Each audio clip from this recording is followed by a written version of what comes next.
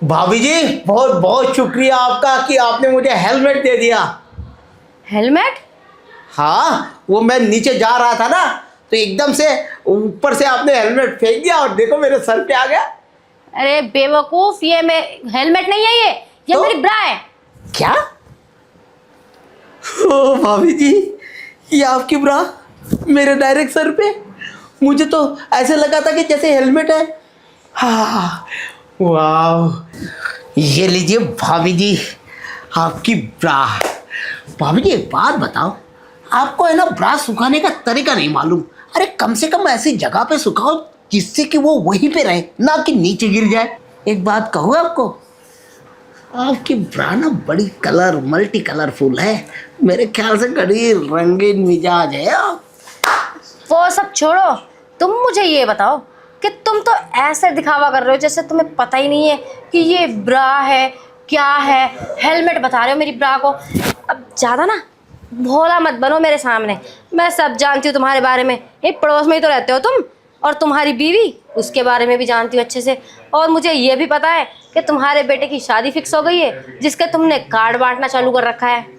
अब वही बांटने के लिए जा रहा था भाभी जी मैं, पर एकदम से वो गिर गया। मुझे लगा शायद आपने हेलमेट डाल दिया, वो मंकी क्या बोला। ऐसा तो कुछ भी नहीं है। अब देखो ना, मेरी ब्रा को तो छोड़ो तुम, वो तो है मल्टी कलर। तुम भी रंगीन मिजाज ही हो, अच्छे से जानती हूँ मैं। पूरे मोहल्ले की औरतों को परेशान कर रखा है तुमने। परेशान नहीं भाभी जी, ये आप मुझ पर एलिगेशंस लगा रही है। नहीं, परेशान नहीं करता मैं किसी को। हाँ, जो जो भी अपने मोहल्ले की पड़ोसन वड़ोसन है, उसका मन आ जाता है तो बेशक थोड़ा सा उसे सपोर्ट जरूर कर देता हूँ। ओहो, इसका मतलब पूरे मोहल्ले में एक सिर्फ आप ही मर्द हैं जो सारी औरतों को सपोर्ट करते हैं। नहीं जी, मर्द तो और भी है, लेकिन मेरे जैसे मिजाज नहीं है उनके। हाँ, वो तो सबको ही पता है कि आपके जैसे मिजाज तो पूरे मोहल्ले में किसी का नहीं है। जी, वो क्या है ना भाभी जी, वो दिखावा करते हैं। आपको नहीं मालूम, अंदर से वो भी बहुत गए गुजरे हैं। लेकिन मैं देखो जी, मैं मन का साफ हूँ, दिल का साफ हूँ। जो जबान पे वही दिल में, और जो दिल में वही जबान पर होता है जी। ऐसा तो लगता नहीं है आपको देखते हुए। क्या भाभी जी, कभी कभी आप ना हमारी शक्ल पे चली जाती हो। शक्ल पे मत जाओ ना, हमारे दिल में देखो। देखो हमारा दिल कैसा साफ सुथरा है, बिल्कुल कंचे की तरह। अब मैं तुम्हारा दिल कैसे देख सकती हूँ? तुम्हारा सीना चीर के तो नहीं देख सकती।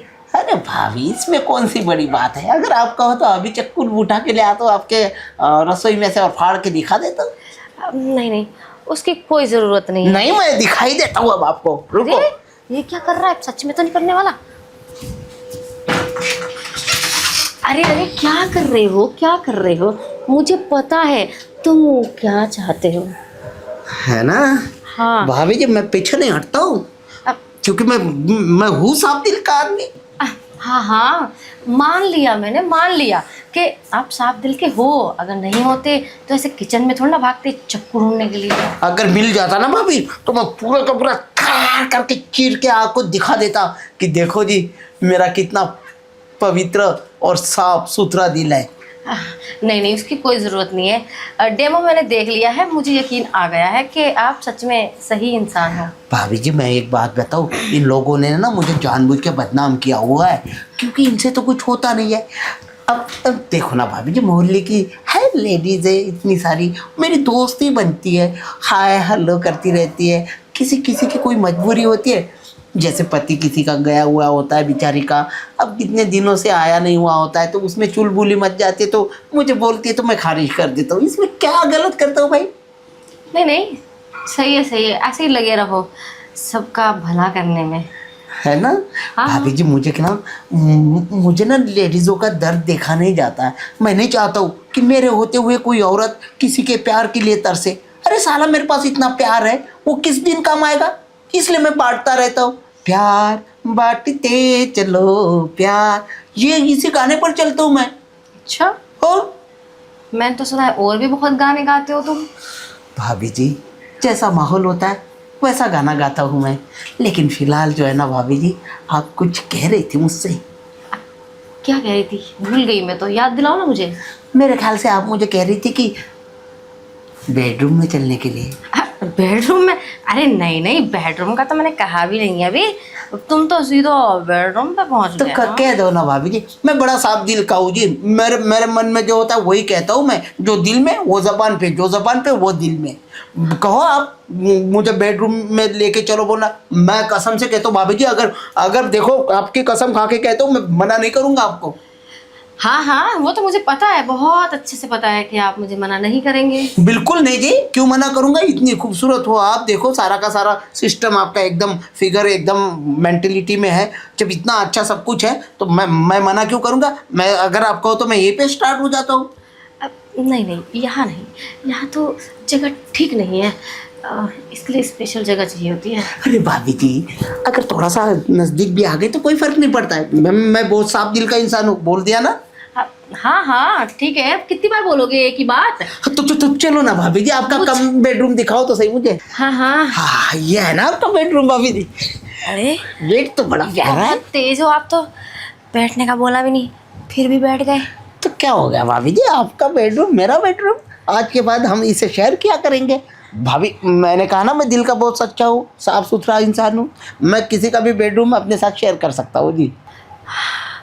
हर किसी का बेडरूम शेयर करते हो तुम? ओहो, मेरा कहने का मतलब मैंने बताया नहीं क्या आपको अभी, कि मैं देखो जी, मेरे से है ना किसी लेडीज़ का दुख नहीं देखा जाता है। अब देखो आपका भी एक दुख है ना भाई साहब, आपको कहाँ पे टाइम दे पाते हैं। हाँ सो तो है, दुख तो है। दुख नहीं है वैसे तो, मुझे खुशी है अकेले रहने की, साथ में रह के ना टेंशन ही होती है। कोई बात नहीं भाभी जी, मैं टेंशन नहीं दूंगा आपको, बल्कि आपकी टेंशन कम कर दूंगा मैं। वो क्या है ना, जो पति होते हैं ना वो दूर ही रहे ना तो ज़्यादा बेटर है। महीने 6 महीने में एक आध दिन के लिए आए ना वो ज़्यादा सही है। नहीं तो खामोखा टेंशन देने में लगे रहते हैं। यहाँ नहीं जाना, वहाँ नहीं जाना, ये नहीं खाना, वो नहीं पहनना, इससे बात नहीं करनी, उससे नहीं करनी, ये नहीं हुआ, वो नहीं हुआ। इसीलिए मैं अकेले बहुत खुश हूँ। बस एक ही चीज़ की कमी है, वो तो आप पूरी कर ही दोगे। हाँ जी, कभी भी, जब जब कहो तब, जब कहो तब भाभी जी, जब कहो तब। मैं तो कहता हूँ आधी रात में बुलाओ, वहाँ आने के लिए तैयार हूँ जी मैं। हाँ हाँ क्यों नहीं, अब पता चल ही गया है आपके बारे में तो बुलाएंगे आपको भी। क्यों? अरे भाभी जी, आधी रात में फोन करने की जरूरत भी नहीं, खाली दिल में सोचो, मेरे तक वायरलेस पहुँच जाता है जी।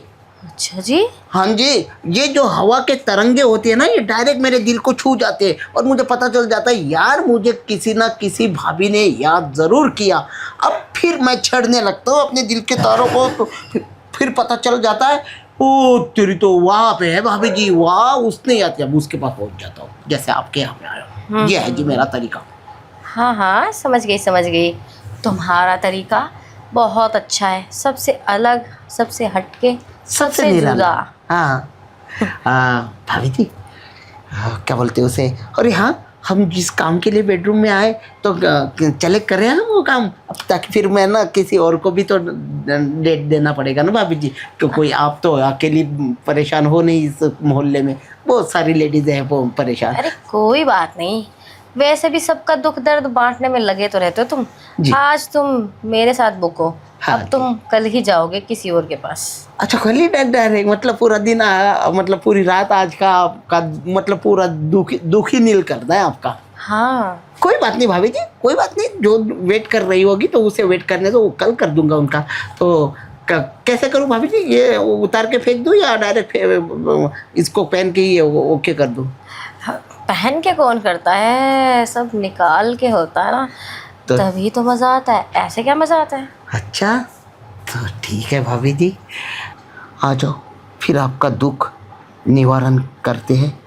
हाँ हाँ, अच्छे कामों में देरी नहीं करते। बिल्कुल नहीं भाभी जी, अच्छे काम में तो देरी होनी भी नहीं चाहिए, बल्कि फटाफट होना चाहिए। निपटारा और दुखों का